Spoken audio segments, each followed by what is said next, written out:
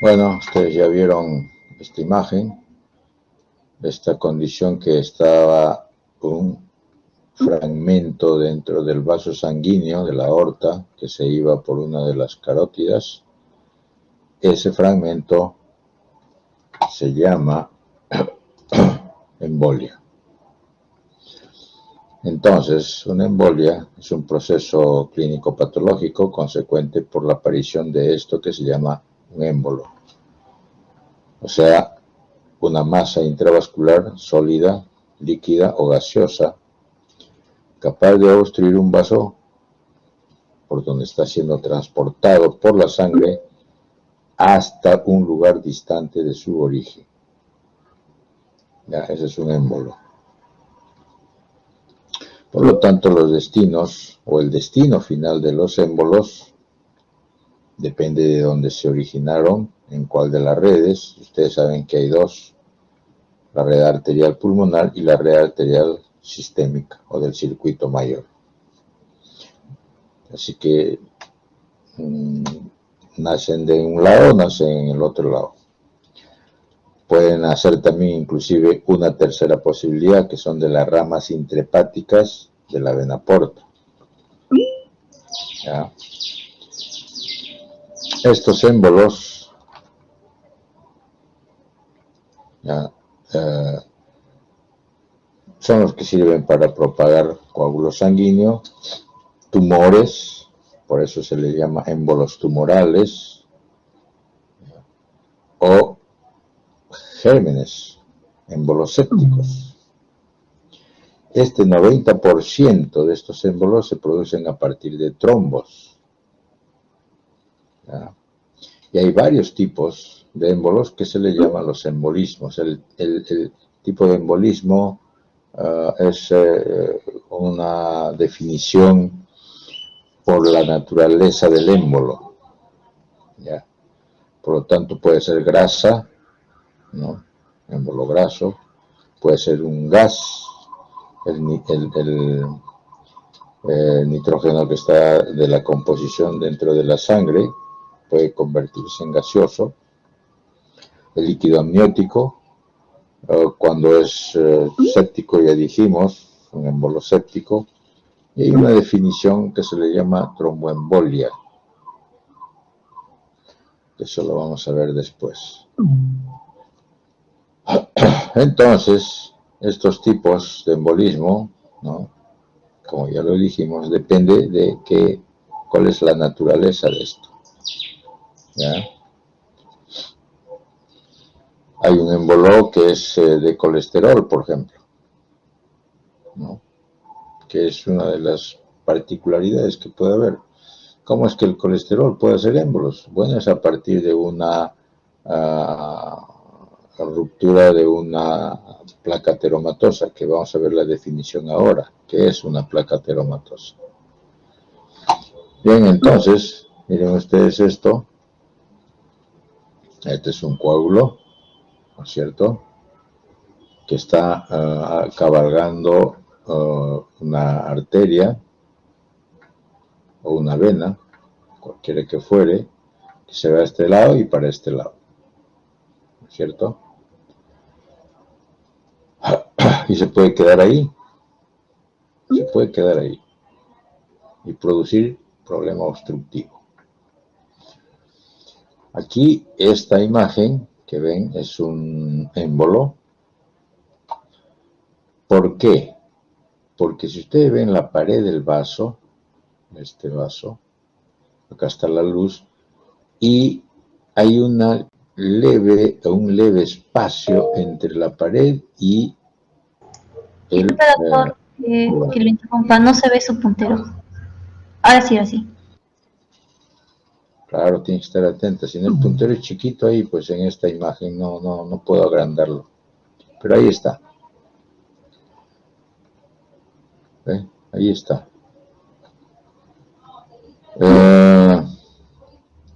Es una línea muy finita. Miren acá, esto que está a la derecha. Acá es un espacio más grande.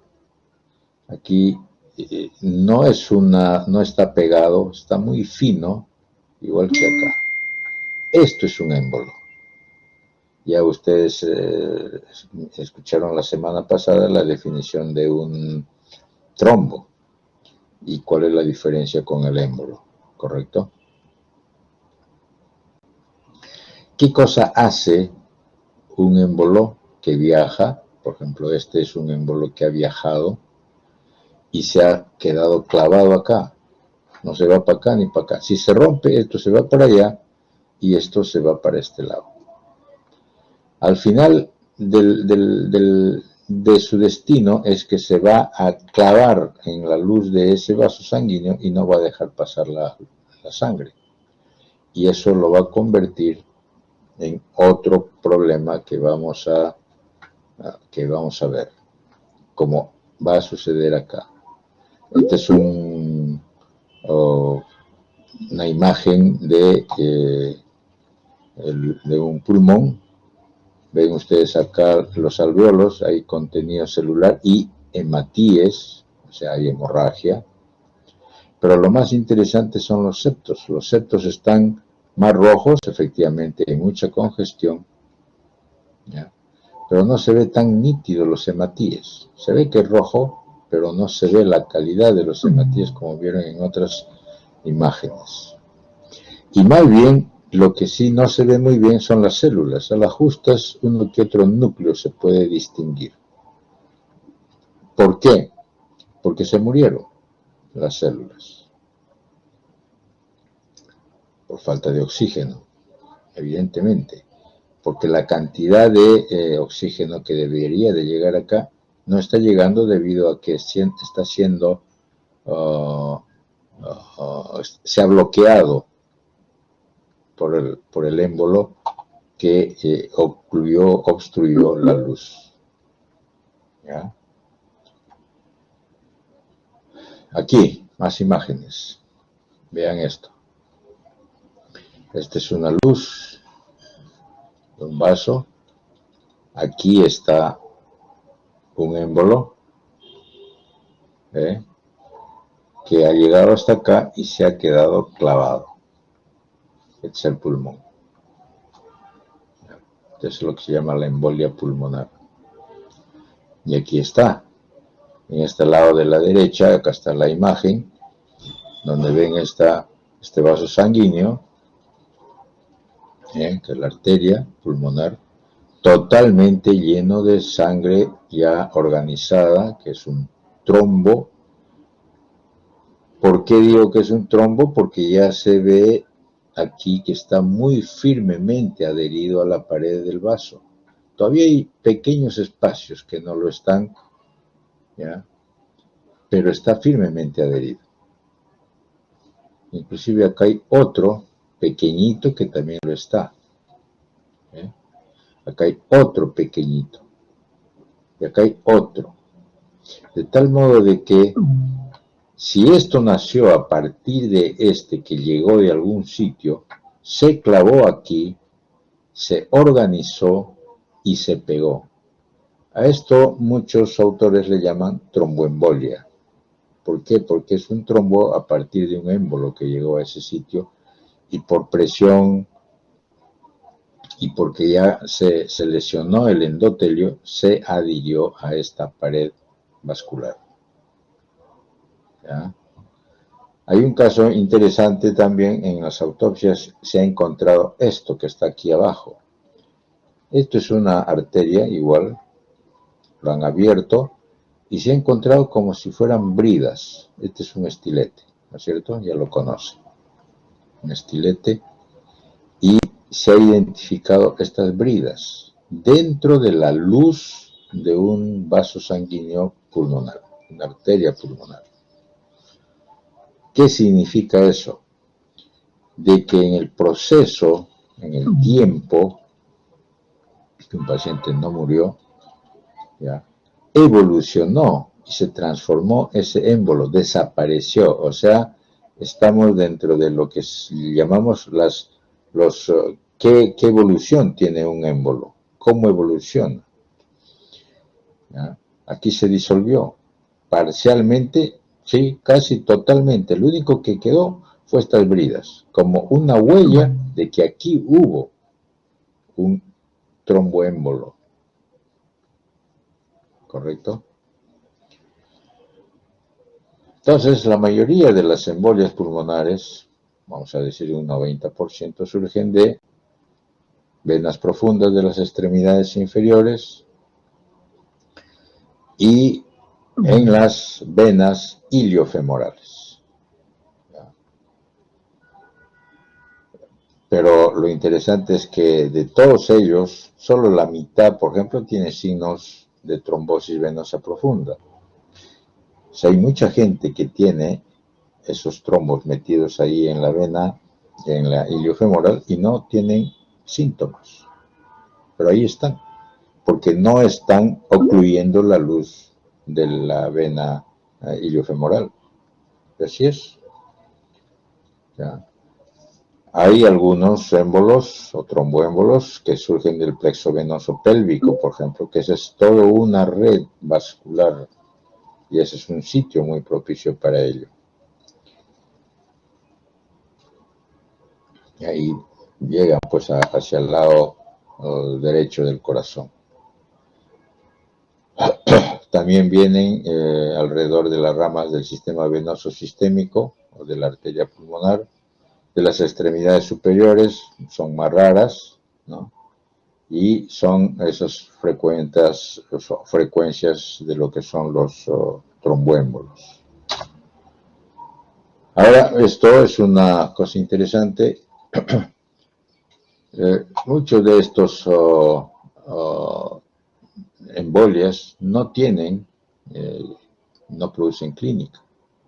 Se organizan y ahí se incorporan y son los tromboémbolos, como dijimos, con una red fibrosa muy finita, muy delicada, que están dentro de los vasos. ¿Ya? Un 60-80% de las embolias pulmonares van a producir muerte súbita, van a producir insuficiencia cardíaca derecha, o sea, un corte pulmonar, o un colapso cardiovascular. ¿Ya? Cuando se ocluye un 60% de la circulación pulmonar, o sea, 60% o más, causa hemorragia pulmonar, pero no infarto. ¿Ya? Excepto, claro, en pacientes con insuficiencia cardíaca, porque a veces tienen ya el problema también del lado izquierdo, y esto va a venir un problema del lado derecho. ¿Ya? Y por lo tanto hay un compromiso de flujo de las arterias bronquiales. Ustedes saben que las arterias bronquiales son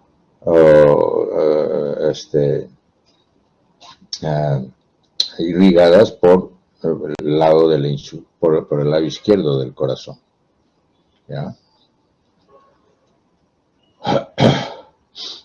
Así que la obstrucción de las arterias medianas más ruptura vascular pueden producir una cantidad de lesiones también a nivel de esas arterias. Produce hemorragia o infarto en general, la obstrucción de las ramas arteriolares, pulmonares, ¿ya? Que originan hipertensión pulmonar con insuficiencia ventricular derecha. ¿Ya? Estas embolias generalmente, ¿ya?, son silentes, no tienen síntomas. Cuando la lesión es de vaso pequeño, no tiene síntomas. ¿Ya? Y es de largo aliento, muchos años. ¿Correcto? Estos son ejemplos, simplemente para que vean, de diferentes tipos de embolia o de trombos también. Esta es una embolia de colesterol que llegó a esta arteria y se quedó clavado, ¿no? Este es un riñón. Esta es una coronaria, una arteria coronaria que lo han coloreado con otra coloración para ver un tromboémbolo. aquí se formó un trombo, porque no hay forma de explicar si esto fue un émbolo o no. Lo único que sé es que está firmemente adherido acá y este es un trombo. ¿Que nació de un émbolo? Bueno, puede ser. Puede ser. Este decía que era del riñón, colesterol. Y este es un trombo que está prácticamente ocluyendo toda la luz de la arteria. Este de acá abajo a la izquierda es un émbolo de médula ósea. ¿Ya?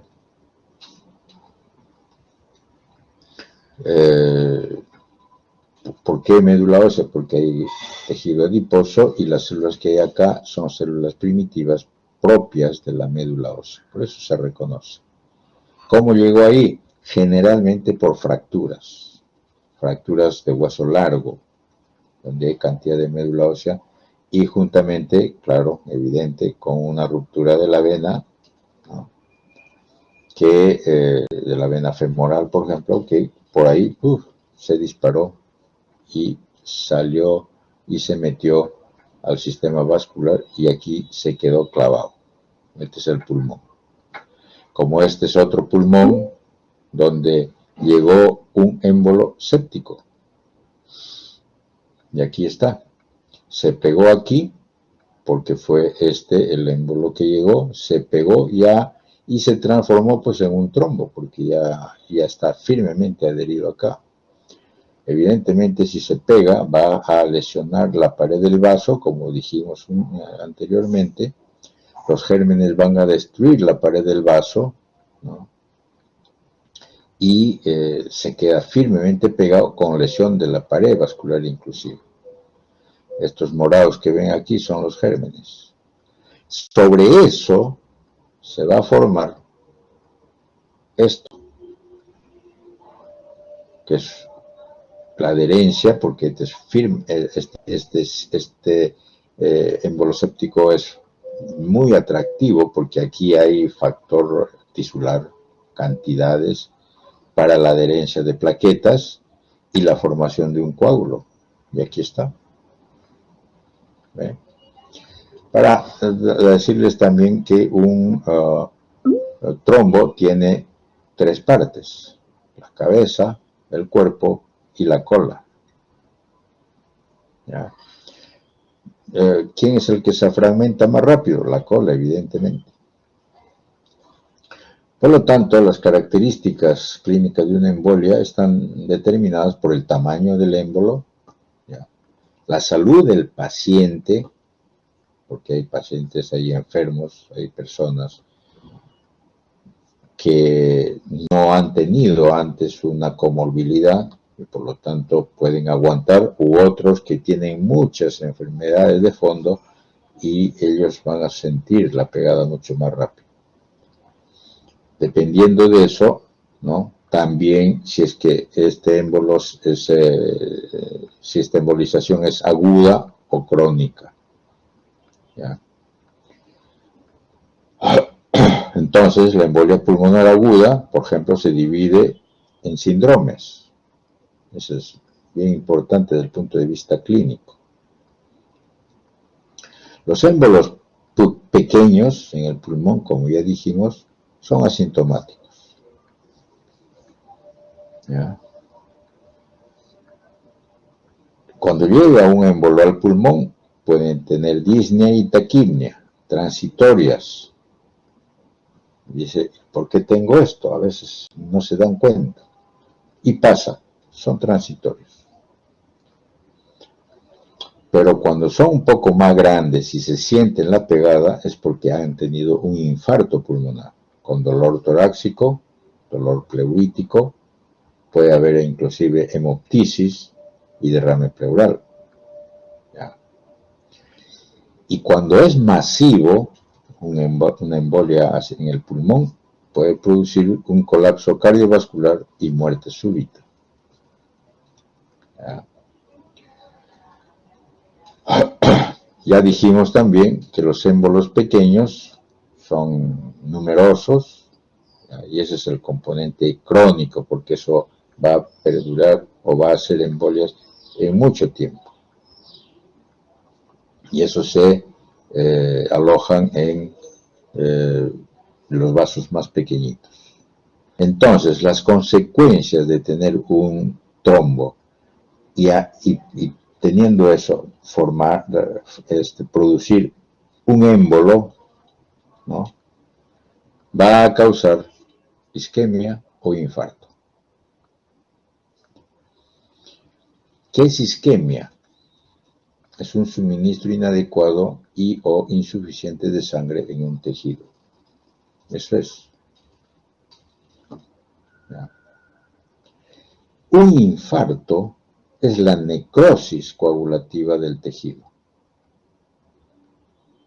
Mientras que en la isquemia hay suministro inadecuado o insuficiente de sangre, en el infarto se ocluyó totalmente la arteria o la vena y no deja pasar sangre y hay necrosis coagulativa del tejido que va a ser irrigado por ese vaso sanguíneo.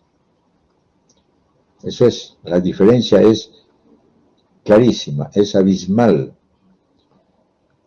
pero en la práctica médica, clínica, los internistas y muchos médicos lo aprendieron como ustedes en la universidad, pero se olvidaron al salir de la universidad y hablan cualquier cosa.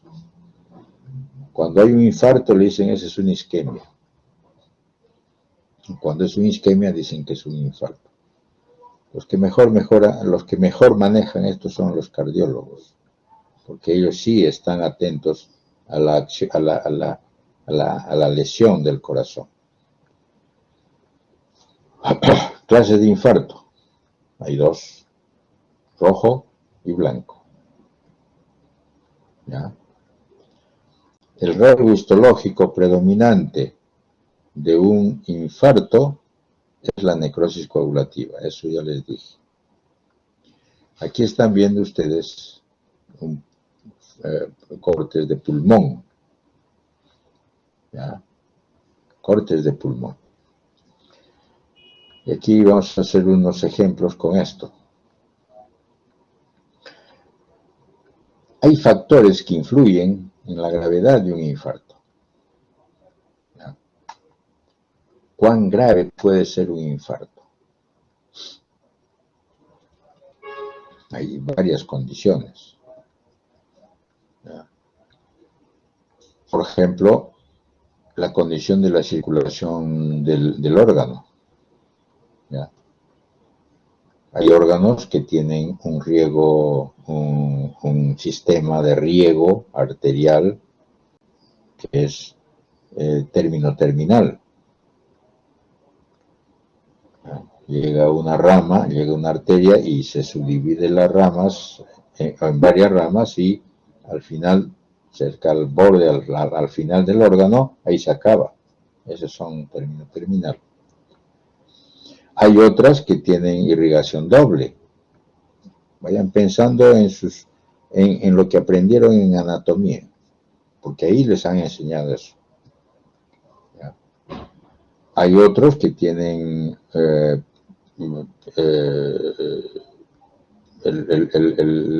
riego paralelo, o puede ser único, con pocas anastomosis, o con múltiples anastomosis. Esas son las formas de irrigación que tienen los órganos. ¿Ya? También un factor importante es la velocidad con que se produce la oclusión. ¿Ya? Puede producirse en forma muy rápida, muy brusca, u otros lentamente. ¿No? Cuando un émbolo se dispara y llega a un vaso y lo ocluye 100%, esa es una forma muy rápida, muy veloz. En cambio, cuando llega, ¿ya?, pero no ocluye todo porque todavía hay chance de que esté pasando por los costados, eso poco a poco va a ocluirse después. Hay órganos que son sensibles a la falta de oxígeno, a la hipoxia, por ejemplo el cerebro. Ustedes saben que en el cerebro creo que 3 minutos es mucho todavía, mientras que en el corazón 25 minutos todavía aguanta, ¿no? Ahora también lo otro es cuánta sangre, cuánto oxígeno tiene dentro de los hematíes o dentro de la sangre ese paciente. Y eso depende de qué, del pulmón. Si el pulmón está haciendo un buen intercambio gaseoso donde la captación de oxígeno es muy adecuada, entonces está lleno todos los hematíes de oxígeno. Pero si de repente está teniendo falla a nivel de ese intercambio del gas que no está llegando, que no es tan permeable el septo alveolar, entonces va a haber poca cantidad de oxígeno y más fácil, evidentemente, que se haga un infarto de un órgano, ¿cierto? Entonces, por ejemplo, acá están viendo ustedes un pulmón, esta es la pleura, y una característica que este es un infarto arterial. Pero ya dijimos que el infarto arterial es blanco, porque no llega oxígeno y por lo tanto no va a llegar hematíes y por lo tanto es una necrosis coagulativa de ese color blanco. Los infartos son blancos o rojos, como les dije antes. Pero el pulmón tiene un tipo de irrigación que no es la término-terminal, o la paralela, como le llaman también. ¿Ya? Y es por eso que es rojo. Y lo otro, que sí es común a muchos órganos, porque hacen al final, a nivel de la parte más periférica, o sea, en este caso la pleura, ahí termina la irrigación y hacen una forma de cuña o triángulo o cono. Si ustedes ponen el vértice aquí, este es uno de los lados del triángulo, este es el otro lado y esta es la base. Entonces es una cuña o un triángulo o un cono en esta forma, donde la base es la parte más periférica. ¿Correcto? Este también es lo mismo. Lo que pasa es que hay dos acá. Este es el lóbulo, ¿no? El lóbulo superior, este es el lóbulo inferior del pulmón izquierdo. Esta es la cisura, aquí está la pleura y aquí está el infarto en este lado, así, en forma de triángulo. Claro, no van a pensar que esto es una geometría exacta, en medicina no hay nada de eso, pero cuestión de nación y van a ver que es un triángulo. ¿Ya? Más un triángulo obtuso que otra cosa, pero es un triángulo. Igual acá, desde aquí, así, así. ¿Por qué? Porque si ustedes abren, esta es la pleura, acá está la pleura, y si lo estiran, la base es esto, es la más grande de todos los lados del triángulo. La base del triángulo es esta. ¿Ya? ¿Correcto? Este, por ejemplo, es un vaso. Y es muy nítido, ustedes saben el sistema circulatorio del vaso. Ha llegado la arteria esplénica, se ha dividido en ramas y una de las ramas se ocluyó. Y ahí está, de la arteria esplénica. Este no tiene ninguna comunicación, no tiene esos shunts y simplemente todo se necrosó y es un infarto blanco. Y en forma de triángulo. La base está acá, a nivel de la cápsula esplénica. Y esta es la punta, a nivel del hilio esplénico. Aquí abajo simplemente son las partes en la cual, como el pulmón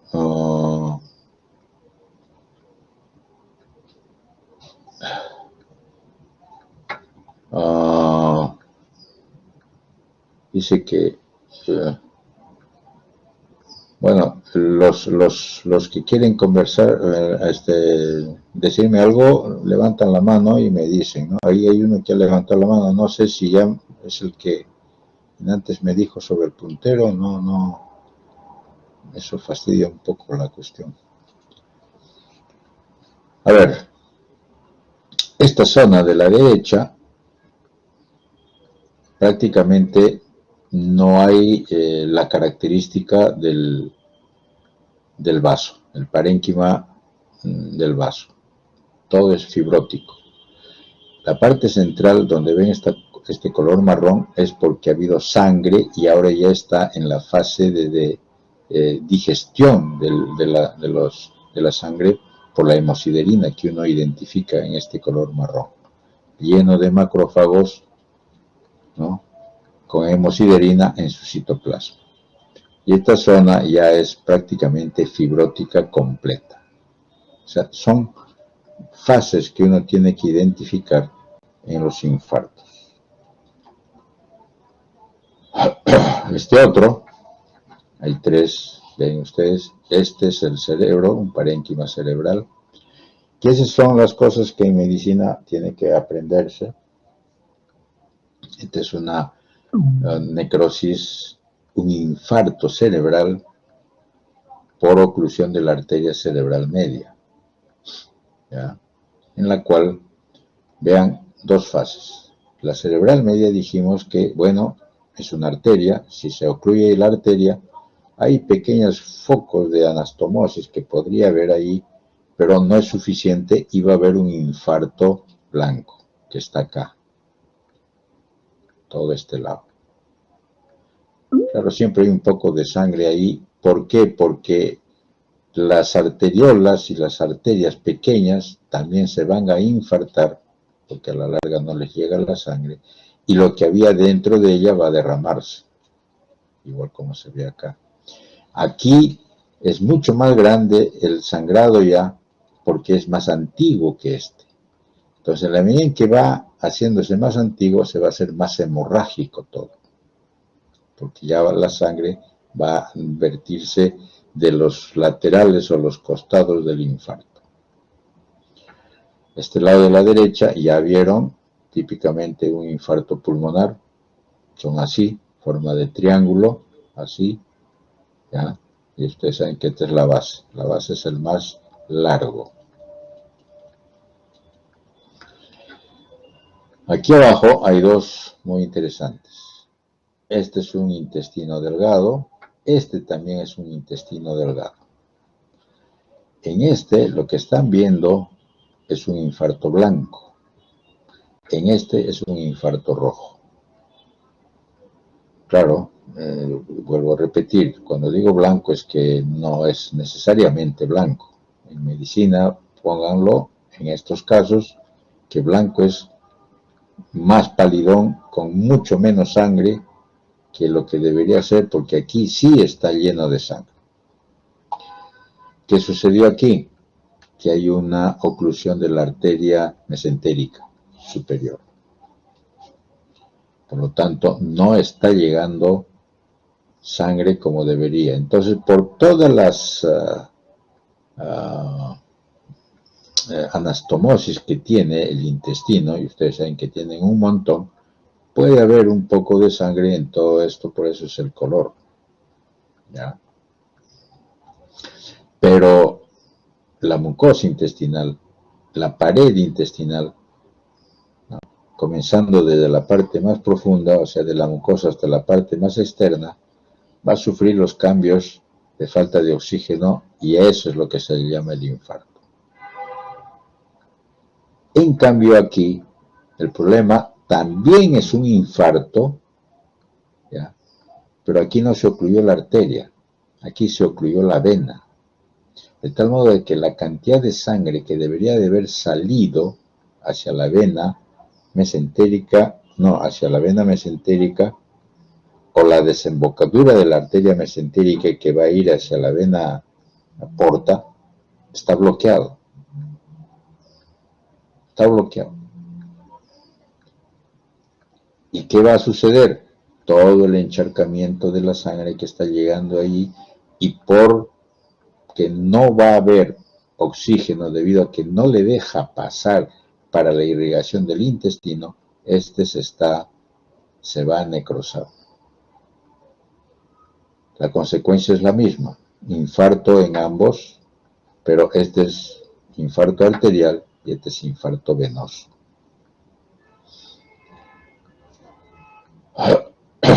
Otros ejemplos, son varios para que más o menos ustedes identifiquen las cosas. Este es un fragmento de hígado. Aquí está el infarto, en esta zona. Ya saben por qué es de este color, depende del tipo de irrigación que tiene el hígado también. ¿Ya?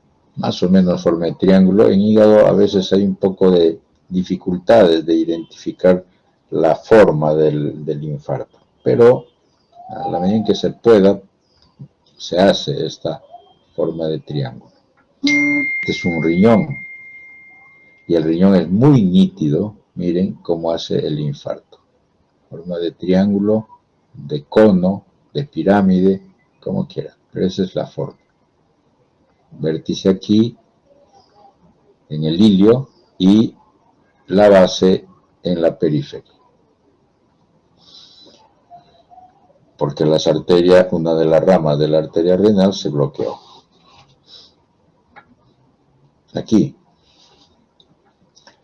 Aquí no hay esa característica porque están viendo ustedes toda la cortical blanco. Aquí por el corte parece que fuera más, pero es la cortical. ¿Ya? Todito esto. ¿Qué sucedió? Esto es un infarto también, o más que llamarlo infarto, necrosis. ¿Ya? Necrosis en particular, ¿de qué? De la cortical renal. Pero en la cortical renal hay varios elementos, si ustedes se acuerdan. Principalmente dos, los túbulos y los glomérulos. Los glomérulos aguantan la pegada de falta de oxígeno, pero los túbulos no, y especialmente el túbulo proximal, donde hay cantidad de mitocondrias. Cuando hay una disminución de flujo hacia los riñones, el que va a sentir la pegada de esa disminución de flujo es la cortical. Pacientes con insuficiencia cardíaca, con shock hipovolémico, principalmente, van a sentir, o shock séptico, lo que quieran, pero con una disminución del flujo de sangre, va a haber esto que se llama necrosis tubular renal o necrosis tubular cortical. Claro, del riñón, ¿no? No queda más. Que es una forma de necrosis, pero que tiene la particularidad de que cuando se recupere otra vez el flujo, esto vuelve a recuperarse también. Estos no, por si acaso, estos no. Por eso este sí es un verdadero infarto, mientras aquí la necrosis es bastante particular. Pero se le llama así, necrosis cortical renal. Otro aquí, un infarto cardíaco, ¿ya? Donde aquí se ve la sangre, debería de ser blanco como esto, no tanto, debería de ser palidón, eso sí, ¿ya? Pero aquí ha sufrido el infarto, primero ha sido pálido y después se hizo ya hemorrágico con el tiempo. Estos son huellas de un infarto más antiguo, como bueno, ustedes eso van a aprender después, ¿ya? Porque ya es otro. Pero aquí sí es un infarto en esta parte, todavía medio palidón, pero ya que tiene zonas hemorrágicas. Porque igual como les dije antes, al principio es así y después va cambiando. No es un triángulo porque esto no es un órgano sólido. Tiene hueco, como ven, tiene cavidades. Otra vez volvemos al parénquima cerebral, porque una característica de la necrosis del cerebro no es que sea necrosis coagulativa. Esa es la única diferencia con respecto a los otros órganos. La necrosis en el cerebro es lo que se llama la necrosis liquefacta. ¿Ya? Así es, exactamente.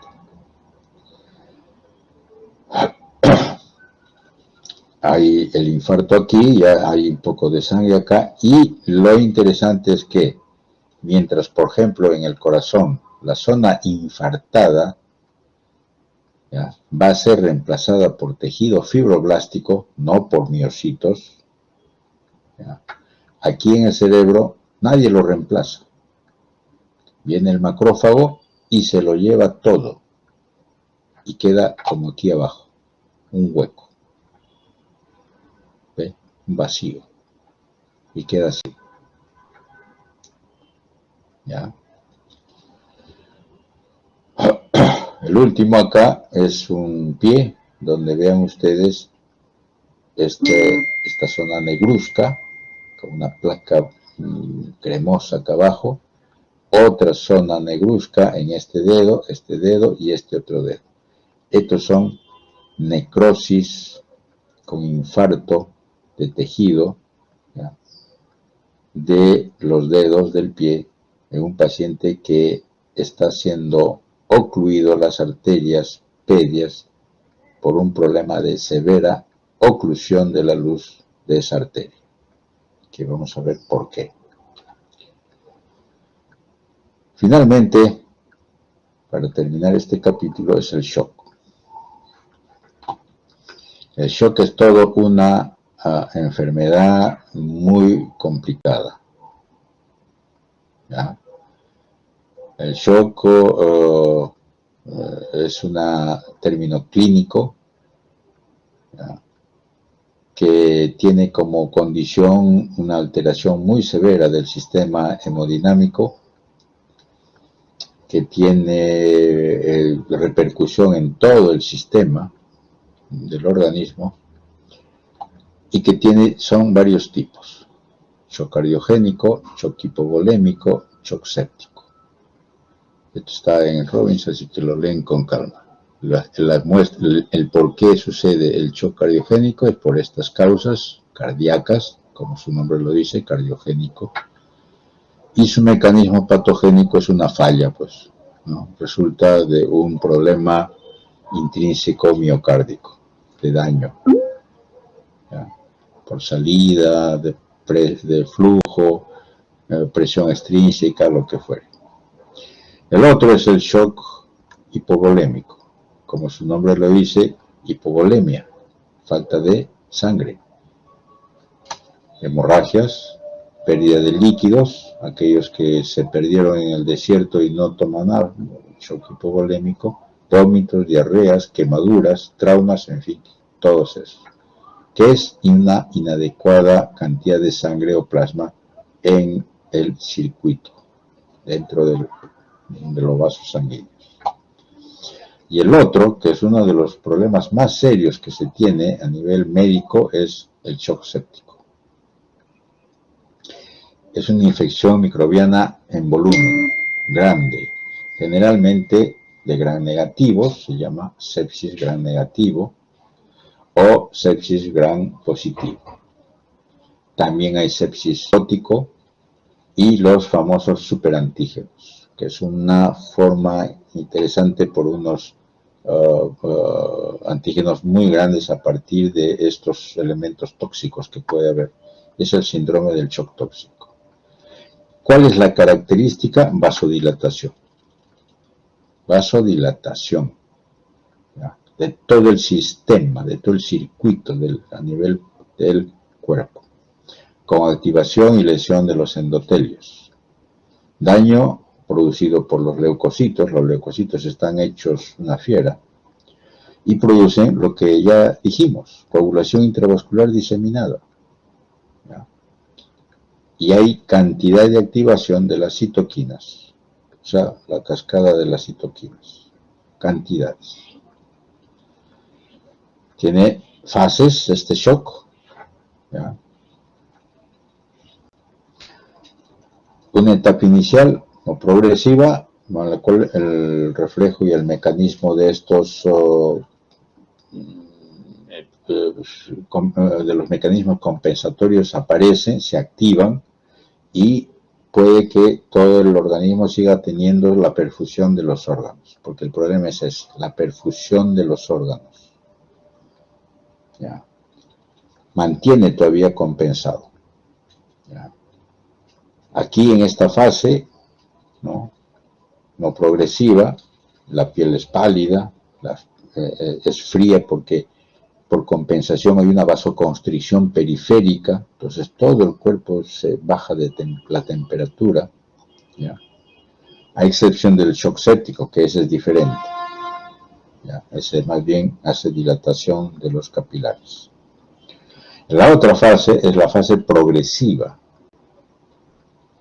en la cual la hipoperfusión ya es más evidente y hay un empeoramiento del circuito, ¿no? El trastorno circulatorio y metabólico está ya muy complicado y aparece algo que se llama la acidosis. ¿Ya? El pH ha disminuido, ¿ya? Y eso ayuda muchísimo a que aparezca la coagulación intravascular diseminada. Prácticamente es lo que se llama una fase progresiva y que ya se descompensó ese paciente. ¿Ya? Hay cianosis, hay taquipnia, pulso es muy elevado, ¿no? Y este desequilibrio metabólico que apareció la acidosis, es una acidosis láctica por si acaso. Y la última fase es la irreversible, en la cual la lesión celular y tisular es muy grave, ya es muy difícil de solucionar, de arreglar. La supervivencia es ya prácticamente imposible. Hay la coagulación intravascular, hay alteraciones de los tiempos de trombina, de tromboplastina, hay trombocitopenia, hay anemia hemolítica, microangiopática, en fin, todas las cuestiones que puede uno identificar en esto. ¿Ya? Muy complicado. Acá están los síntomas que uno puede encontrar por cada órgano, qué cosa puede encontrarse, no síntomas, sino lo que se puede encontrar en cada órgano. ¿Ya? Esta famosa sepsis viene de la palabra griega sepo, que significa putrefacción. ¿Ya? Es muy complejo esto. Se puede originar en múltiples lugares del cuerpo y causado por diferentes microorganismos. Eso ya lo hemos visto. Múltiples síntomas, ninguno es específico por si acaso, por eso no es fácil de identificar. Aquí las lipoproteínas van a producir esto, ¿ya? Una cantidad de mediadores químicos y depende del tamaño, ¿ya? De la cantidad de estas lipoproteínas para hacer síntomas. Cuando es leve, simplemente un poco de actividad celular y nada más. No hay daño del endotelio y la activación de células o del complemento no es tanto, es una inflamación local. Cuando persiste o hay mayor cantidad de estos lipoproteínas, ya va a actuar sobre el cerebro produciendo fiebre, actúa sobre el hígado produciendo las reacciones de fase aguda y a nivel de la médula ósea leucocitosis, ya tiene efectos sistémicos. Pero cuando es mucho más todavía, ya la cosa cambia. Actúa sobre el corazón, produce la lesión intravascular, produce el daño a nivel pulmonar y es lo que se llama el shock séptico. Coagulación intravascular, microtrombosis. ¿Cierto? Eso ya lo hemos visto. Y esto es lo que sucede desde el punto de vista de la actividad. Los productos microbianos, ¿ya? Que este famoso PAMS es productos microbianos de alta densidad, de alta patogenicidad, va a producir activación o lesiones del endotelio, va a activar los neutrófilos, produciendo todos estos elementos, el necrosis tumoral, factor de necrosis tumoral, interleuquinas, y esta famosa HMGB1, que es una de las moléculas más interesantes que está apareciendo a ser reconocido. Es una molécula de alta movilidad, se le llama proteína de alta movilidad del grupo del cajón 1, o de la caja 1, donde hay diferentes enfermedades, no solamente en este shock séptico, sino en muchas otras enfermedades, hasta en enfermedades autoinmunes aparece, ¿ya? Está actuando, activa, lesiona el endotelio, pero es interesantísimo, como que también produce la liberación de mediadores químicos, de mediadores de las citoquinas, como ven acá, todos estos. Igualmente, el complemento actúa sobre el endotelio.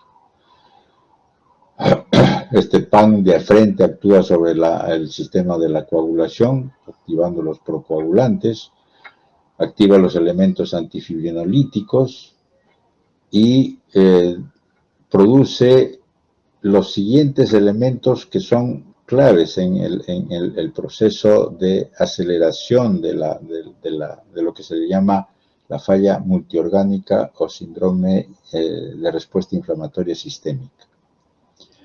Trombosis de la microvasculatura, o sea, coagulación intravascular diseminada, que esa es una de las claves en estas cosas.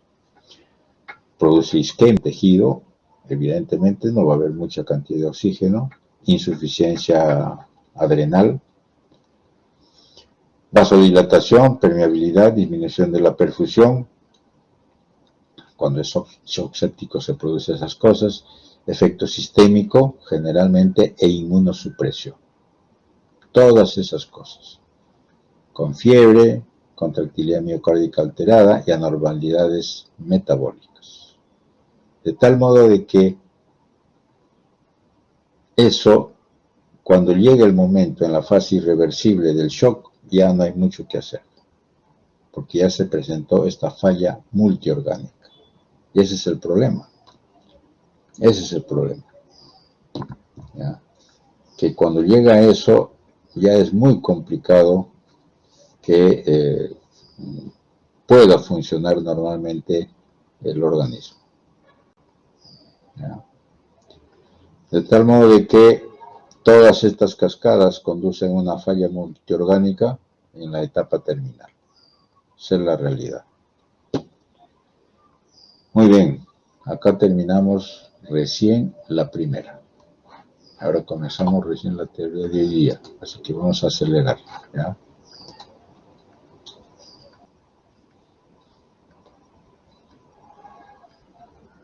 Bueno, entonces ahora vamos a hablar sobre los vasos sanguíneos. Los vasos sanguíneos, como verán, es todo un sistema, hay que llamarlo así, porque es una red complicadísima de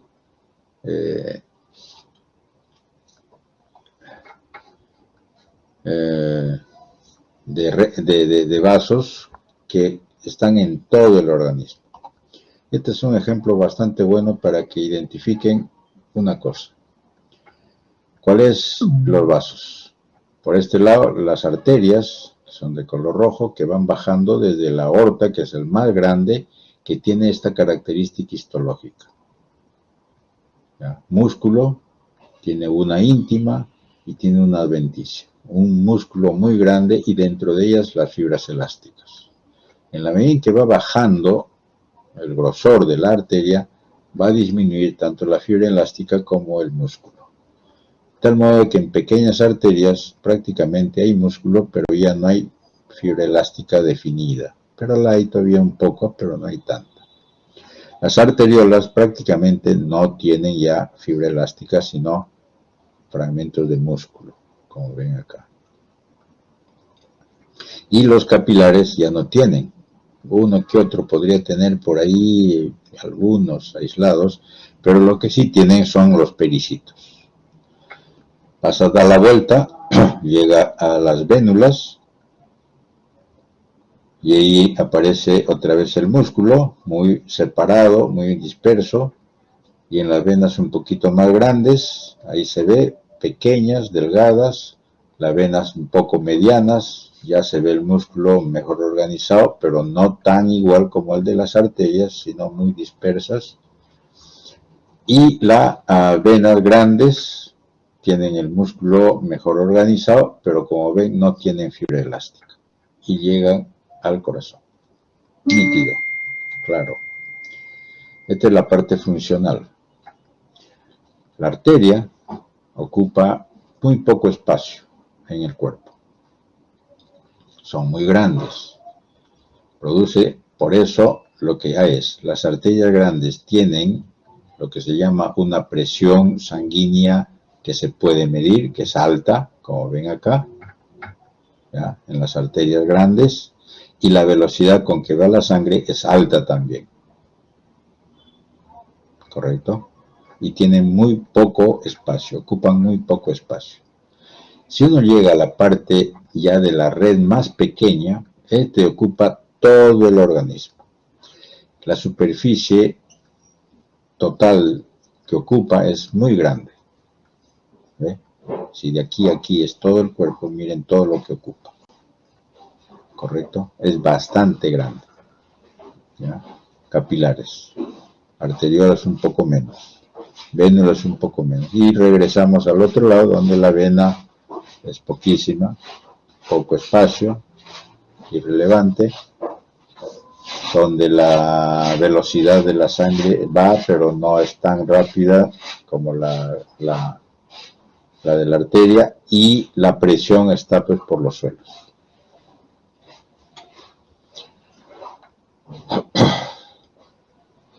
Una arteria tiene aquí el endotelio, la íntima muy finita, el músculo grueso, estamos hablando de una arteria poderosa, y la adventicia que está en la parte externa. Y aquí está, las fibras elásticas, y aquí está señalando a los endotelios. Y la íntima es una cosa muy finita, muy delgada. Para que se acuerden de su histología, esto es un recuerdo de histología. Me imagino que así les habrán enseñado. La arteriola es esto. Entonces vamos a hablar de estos dos grandes, de la arteria y la arteriola, que son importantísimos. ¿Ya? Entonces, aquí están las diferencias entre ambos, de la pared vascular, en la vena, en la arteria. Entonces, una lesión vascular, ¿ya?, asociado, lo que dice, a una disfunción o pérdida de la célula endotelial. Entonces, para que haya disfunción vascular o lesión vascular, mejor dicho, tiene que haber alteración o lesión o daño endotelial en las arterias. Estimula tanto el reclutamiento y la proliferación de las células que, ¿de dónde? De un elemento que hay en cantidades en la arteria, que es el músculo liso. ¿Ya? Y aquí abajo están viendo un esquema de más o menos cómo es la situación.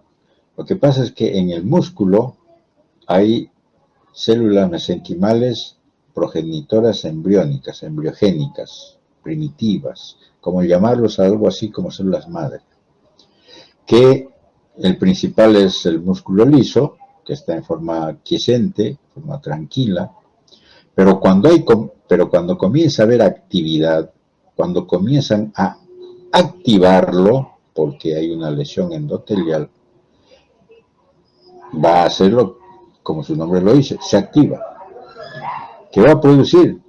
Produce células endoteliales, produce macrófagos, produce reparaciones y remodelaciones, o sea, fibroblastos puede haber, células espumosas y evidentemente hasta jalar calcio, o sea, la calcificación para esa zona dañada.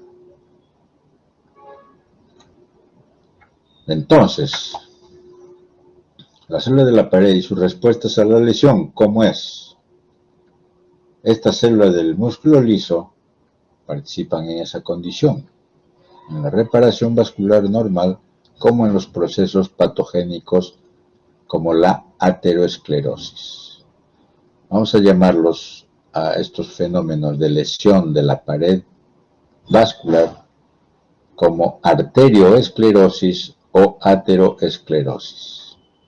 Hay autores que separan esos dos, ¿ya? Dependiendo del tipo de arteria, pero para nosotros lo vamos a llamar todo en conjunto, como si fueran sinónimos, la arterioesclerosis. ¿Ya?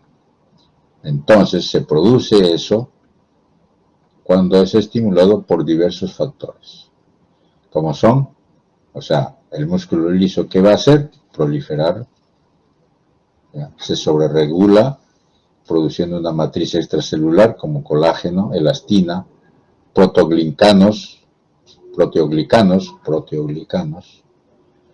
o producir factores de crecimiento y citoquinas. Miren todo lo que puede hacer la célula del músculo liso que cambió, que mutó, que varió, que maduró hacia esas opciones. Aquí abajo están viendo la figurita simplemente de eso. El azul es la fibra elástica, como ya vimos que hay en el músculo, en la arteria grande, mediana, pequeña, hay, que está muy cerca al endotelio, y ese pequeño espacio entre la fibra elástica y el endotelio, esto de acá, es la íntima. Esta es la íntima normal. Pero ¿qué sucede cuando comienza a haber lesiones del endotelio o cambios en este sitio, en la luz del vaso por donde está pasando la sangre? Porque algo está haciendo que estimule y migre el músculo liso hacia este pequeño espacio y lo va a ensanchar. Hay mitosis, ¿ya? Y elaboración de la matriz extracelular. Comienza a hacer cambios y convertirse como si fuera un fibroblasto, convertirse como si fuera un macrófago, ¿ya? Que va a producir o hacer que se ensanche y se distorsione esta parte de la pared muscular. Ese es por un lado. Esto tengo que ponerlo porque necesitan que sepan, saber, la modulación de la presión arterial por efecto del gasto cardíaco en la resistencia periférica. Simplemente para hacerles entender que la presión arterial, cómo es o por qué hay o qué significa presión arterial. La presión arterial tiene dos componentes, el gasto cardíaco y la resistencia periférica. Estos dos. Depende de estos dos para que haya una presión arterial que todos ustedes ya deben de saber cuánto es normalmente en una persona aparentemente normal y en la costa. El gasto cardíaco tiene factores que influyen en esto, que es el volumen de sangre y los factores cardíacos como la frecuencia y la contractilidad. La resistencia periférica tiene factores que influyen, como son los elementos que van a hacer vasoconstricción o vasodilatación. ¿Ya? Factores neuronales, factores humorales. Y también puede haber factores locales. Entonces, la presión arterial tiene que estar en esto, en normotensión. ¿Y depende de qué? De la presión de sangre, que va a estar disminuida, o la presión de sangre que va a estar aumentada. Cuando está aumentada la presión de sangre se llama presión arterial alta, y cuando está baja, presión arterial baja. Y depende del asunto del corazón y de los vasos sanguíneos. El resto de los órganos ayudan a mantener esa condición. ¿Ya? Bien, ahora sí entremos a los vasos. Aquí están viendo dos fotografías de dos vasos sanguíneos pequeños. La arteriola. La arteriola se enferma. Y cuando se enferma es una desgracia completa. Puede haber dos tipos de lesiones de las arteriolas. Lo que aquí está, la arterioloesclerosis, así se le llama, arterioloesclerosis hialina, porque la pared está engrosada y todo rosada. Luz disminuida y pared engrosada. Arterioloesclerosis hialina. ¿Ya?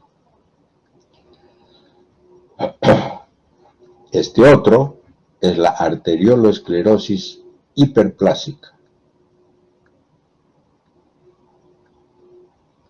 ¿Ya? Que es una lesión con proliferación del músculo liso. Puede haber inclusive hasta necrosis también, pero es proliferación concéntrica del músculo liso, también con disminución de la luz. ¿Ya? Esto es muy nítido en los pacientes que tienen hipertensión maligna. Como dice ahí, con lesión aguda cerebrovascular y o renal. ¿Correcto? Esto. Este es por un problema de hipertensión crónica o diabéticos, generalmente más en diabéticos. Miren la luz, totalmente disminuida, hipertensión, o mejor dicho, arterioloesclerosis hiperplásica, mucho músculo. Aquí tan poderoso está que ya está haciéndose más fibrótico por el color azul que ven y una disminución de la luz. Este es un esquema simplemente para decir arterioloesclerosis hialina, como se ve aquí. ¿Ya? Mucho material hialino, todavía un poco de células. Y esta es la arterioloesclerosis hiperplásica o hipertrófica, también le llaman. Mucho músculo, como acá. ¿Ya? La hipertensión arterial, ¿en dónde está el problema? En las arteriolas, mejor. O sea, la hipertensión arterial es un problema de arteriolas. Por eso les estoy poniendo esas fotos de las arteriolas. Miren, para hacerlo rápido.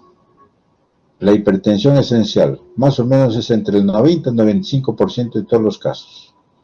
¿Por qué esencial? ¿Por qué es esencial? Porque no se conoce en realidad factor único, es multicausal, multifactorial.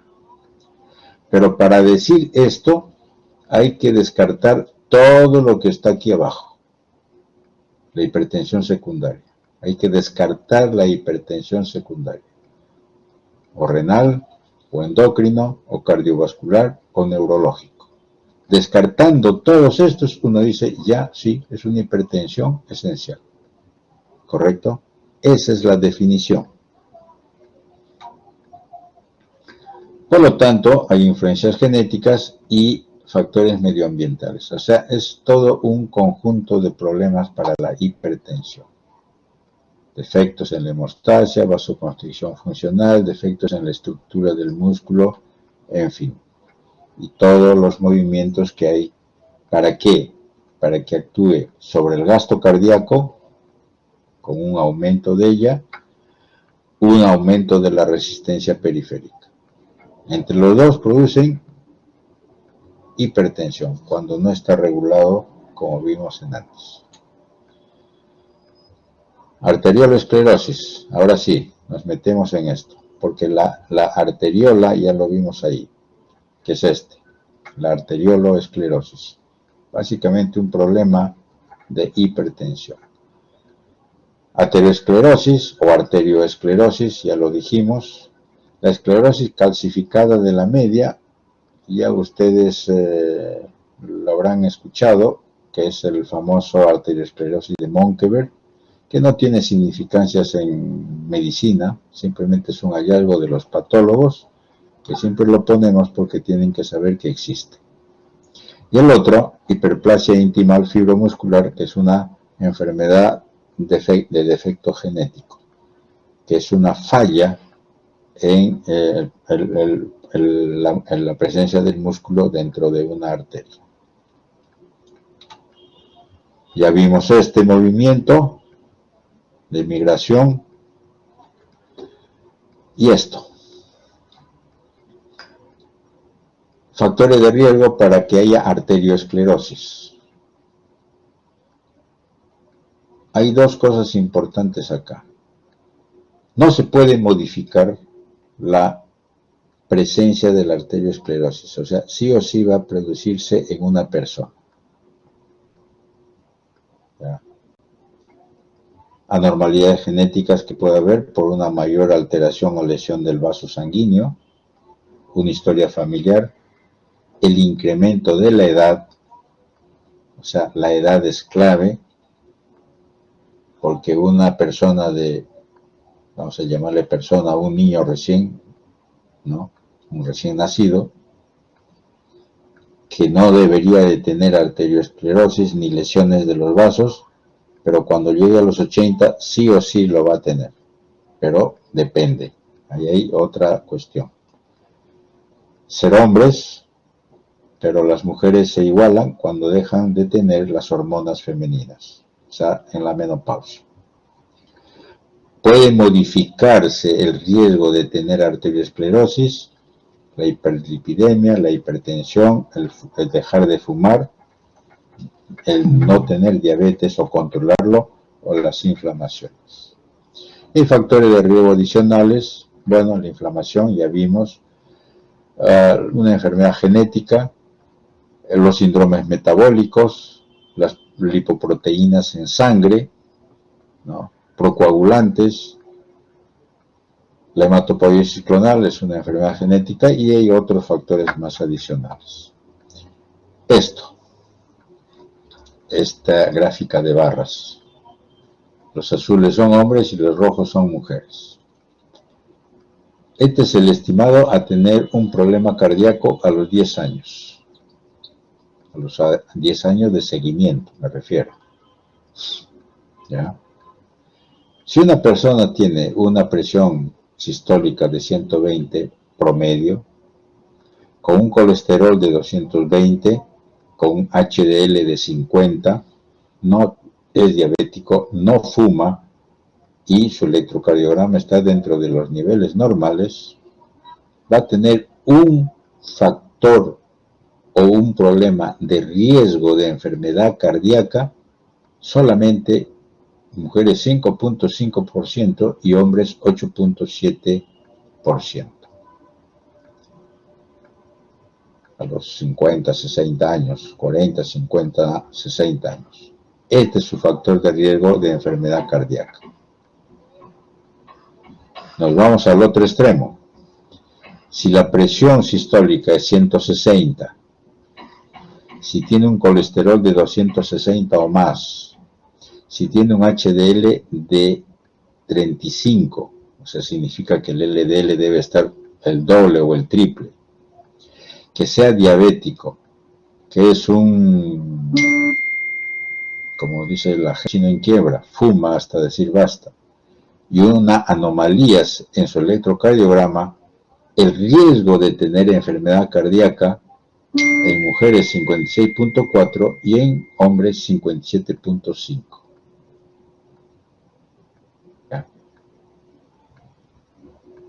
¿Correcto?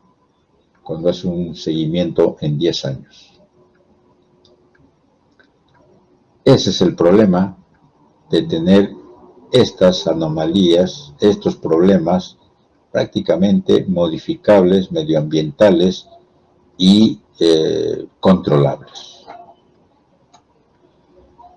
Patogénesis, modelo de la arteriosclerosis como una respuesta inflamatoria crónica de la pared arterial por la clásica lesión previa del endotelio.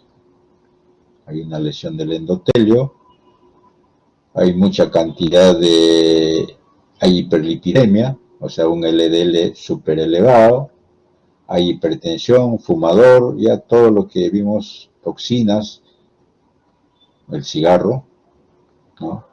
Otros elementos, virus, se ha encontrado que de repente hasta el citomegalovirus está metido en este asunto, reacciones inmunológicas, va a producir la lesión del endotelio y va a actuar, va a ser modificado la íntima, porque las células, los macrófagos se van a meter aquí, más las células del músculo liso van a llegar ahí, transformarse en macrófagos, y va a haber una falla o una presencia de estas células inflamatorias en la íntima, produciendo una distorsión en la superficie de la arteria. ¿Correcto? La activación del macrófago que va a producir la fagocitosis y todo de restos celulares, por ejemplo, de las lipoproteínas que están ahí dando vueltas, de los lípidos que están ahí, que se metieron por una disfunción endotelial y comienzan a fagocitar estas lipoproteínas. Y aquí, en la estría grasa, ¿qué es esto? Ya se ve macrófagos con cantidades de estas lipoproteínas metidas dentro de su citoplasma, y llega un momento, claro, los linfocitos están aquí porque van a armar o activar a los macrófagos. Sin linfocitos el macrófago es un torpe, ¿no? Y llega aquí al final, donde es uno que se llama la placa ateromatosa. Esta placa ateromatosa tiene un centro que son restos de lípidos. ¿Cómo apareció esto? Porque los macrófagos que comenzaron a digerir en cantidades explosionan y sueltan todo su contenido y forma esta masa de lípidos. Hay una respuesta de fibroblastos, de colágena, ¿no? Los fibroblastos comienzan a producir colágena y se forma esto, que se llama la placa ateromatosa. Este es el elemento final. Y como ven, la luz de la pared del vaso se distorsionó. Es un montículo. Es como si Sedapal lo pusiera en el centro de la pista, un montículo de tierra. Una vaina. Y aquí está todo el mecanismo. Eso ya ustedes lo ven con calma. ¿Ya? Todo lo que les dije. Y aquí está. ¿Eh? Esto es la placa ateromatosa. Todo el movimiento que hicieron las células desde el principio que les está diciendo, con la migración, la formación de este centro de tejido de restos de lípidos y estos macrófagos que se le llaman macrófagos espumosos, llenos de lípidos en su citoplasma, y aquí es una capa fibrosa. ¿Ya? Y este es el montículo. Aquí está en este dibujo todo esto, la placa ateromatosa. ¿Ya? ¿Qué complicaciones? Estas son complicaciones de esa placa ateromatosa. Se puede rajar, hacer una fisura, miren. Y ustedes saben que basta con que el factor tisular tenga comunicación con la luz del vaso sanguíneo para que atraiga inmediatamente plaquetas. Ya lo vimos. ¿Y qué forma? Un trombo. Ya vimos cómo se forma un trombo. Ese es un problema serio. ¿Ya?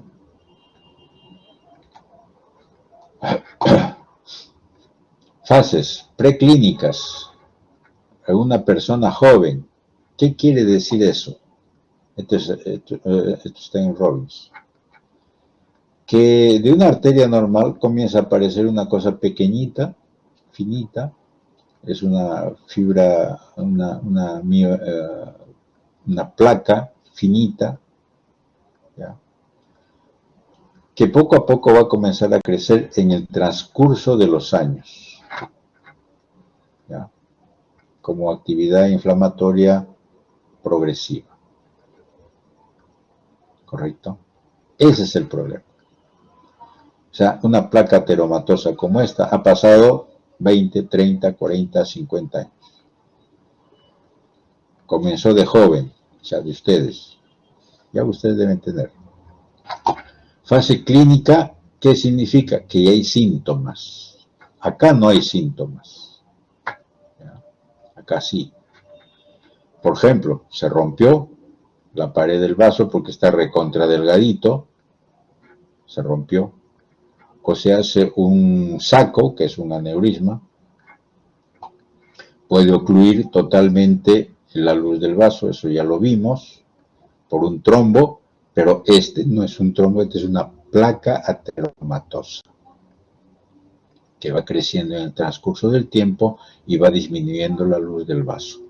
Que sobre la superficie de esta placa se produzca un trombo, claro, a cada rato, porque este es un factor estimulante muy grande cuando el endotelio se lesiona, porque esto está cubierto por endotelio. ¿Ya? Esto está cubierto por endotelio. Pero en algún momento este endotelio se lesiona, por ejemplo, flujo turbulento, y inmediatamente el factor tisular está ahí, inmediatamente llegan las plaquetas y se forma el trombo. Y vuelve a crecer, se organiza ese trombo y se incorpora dentro de esta placa ateromatosa y miren lo que va a suceder. Prácticamente no hay luz. La fase crítica de la estenosis. Esto lo van a ver después del próximo ciclo en patología especial. Y así está. ¿Eh? El centro de puro lípido. Ahí están los elementos fibrosos y la luz que está disminuyendo. Miren aquí. Está disminuyendo la luz. Aquí, una miostría. ¿Lo ven? Casi no se ve, ¿no es cierto? Bueno, yo tampoco lo veo muy bien. Pero se supone que esta es una aorta de un recién nacido. Y esta es otra aorta de otro recién nacido. Y aquí sí se ve una miostría. Entonces imagínense que un recién nacido tenga esto. ¿Ustedes creen que el recién nacido tiene la culpa? No, es la madre. ¿Qué habrá comido? Y esto es ya el colmo, en la cual de una persona joven, 20 años, 30 años, donde no hay mucho, acá hay unas cuantas partes de lesión, ¿ya? De miostrías, o ¿cómo le llaman esto? De estrías grasas, Esta es una úlcera ya grosera, 50, 60 años, de uno de 75, 70, 80 años, donde miren cómo está la aorta. Por si acaso, he visto de una persona de 80, 85 años, 90 años como esto. Claro, no he visto así, he visto así. Y he visto así en personas de 40, 50, 60 años. Todo depende cómo trataron a su aorta o a sus arterias con los factores de riesgo que les he dicho. Esta es una aorta que sacamos, se rompió totalmente al momento de jalar. Esta es la superficie interna y aquí abajo estaba esto, la placa ateromatosa. La placa ateromatosa lo hace muy frágil, de lo resistente que podría ser, lo hace muy friable. Diferentes tomas de una arteria con su trombo, porque aquí está la placa ateromatosa. Aquí está la placa ateromatosa. No es toda la circunferencia, todo el perímetro de la arteria, no. Este está normal, esta parte, pero todo esto está dañado con engrosamiento. Y aquí hay una calcificación.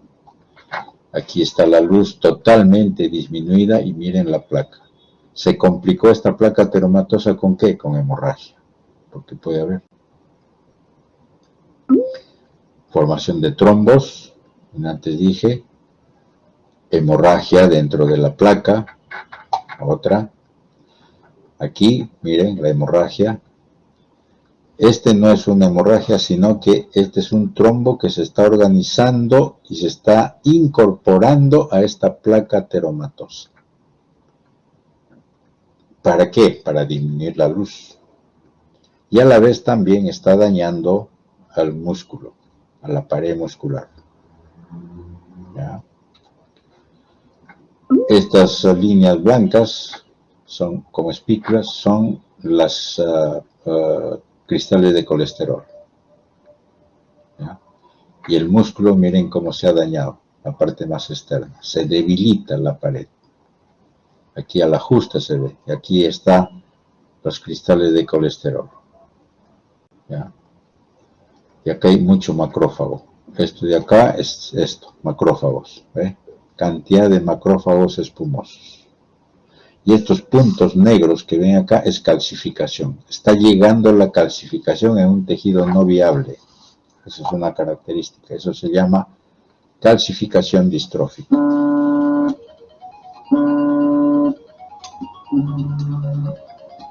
Un ratito que voy a apagar esto. Ya.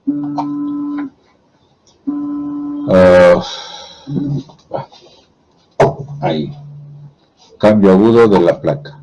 Puede romperse, puede erosionarse, ulcerarse, puede haber hemorragia en el ateroma. Ya dijimos, características. Miren, este es un corazón. Esta es la respuesta del corazón en una hipertensión arterial, una hipertrofia ventricular izquierda. ¿Ya? Causa de hipertensión. Esta es una hemorragia terrible a nivel cerebral, de una hemorragia cerebral intraparenquimal por una ruptura de una arteria por hipertensión arterial. ¿Ya? Aquí, esto es un vaso sanguíneo, arteria, y miren cómo va distorsionándose.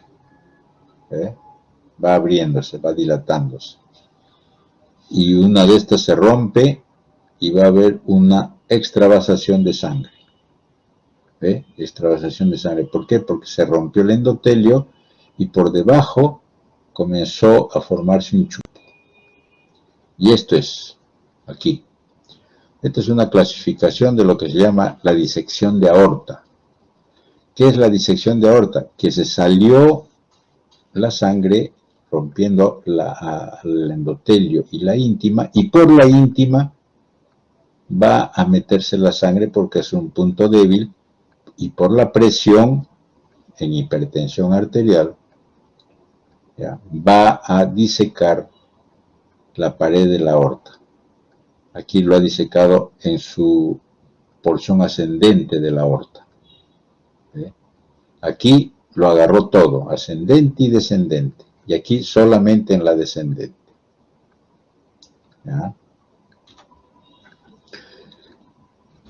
Un problema de este, que es que la sangre, como está aquí y no puede pasar esta curva, lo más fácil es, por presión atmosférica, irse al otro lado. ¿Cuál es? Esto, el saco pericárdico. Y se llena de coágulos. Y este paciente se muere de taponamiento cardíaco.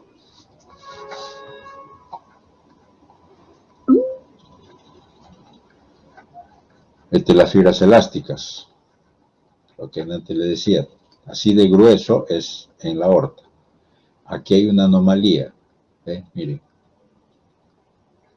esto se ve en el Marfan, en el síndrome de Marfan, muchas rupturas, fragmentos. Este más bien está normal, miren, pero aquí está la sangre, está disecando la pared de la arteria. Acá está la íntima, el endotelio, acá está la íntima, pero esa íntima ha pasado un poquito más allá y se ha metido a la parte interna de la pared. ¿Ya? O sea, compromete también un poco la pared muscular. Acá. Pasa por todo esto y aquí también. En la disección de aorta. Y aquí se ve muy nítido. Esta es una radiografía, una tomografía de un paciente que tuvo disección de aorta. Miren la línea que se ve acá. El radiólogo, cuando ve esta línea, dice disección de aorta. Miren la vuelta que darle, ya no hay más problema. Con la clínica que le dan, eso. Esto, miren, es un saco en la aorta abdominal por debajo de las arterias renales, antes de las ilíacas. ¿Qué sucede? En una tomografía, esta es la parte central de la luz de la aorta, y esto que está medio sombreado es que se ha abierto, porque todavía está siendo, se ha coloreado, y el radiólogo dice, este es un aneurisma. Y aquí está. Miren, es como un globo. ¿Qué sucedió? Esto.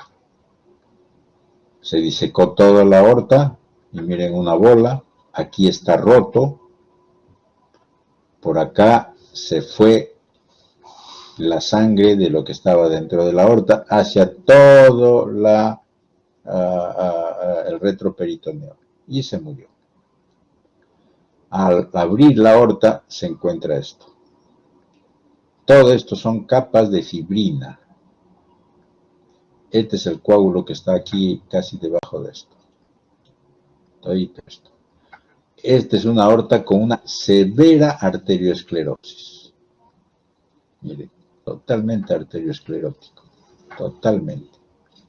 Y miren la pared, ya después de limpiar todo y fijarlo. Muy delgadito. ¿Ya? Y estas son las líneas de la fibrina que se ha quedado. Esta es una arterioesclerosis, un aneurisma arterioesclerótico. Entonces, una arteriosclerosis va a producir infarto de miocardio, infarto cerebral, hipertensión, aneurismas, gangrenas. Y otras cosas más, por supuesto, como esto, que es una gangrena. Aquí, por arteriosclerosis. Ya eso les dije cuando vieron el dedo anterior. Finalmente, tenemos un par de minutos para decirles sobre las vasculitis.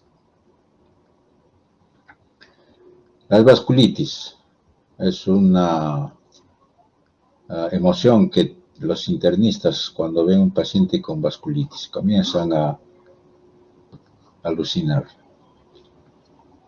De vasos grandes, de vasos medianos y de vasos pequeños. Esa es la mejor forma de traducir esto.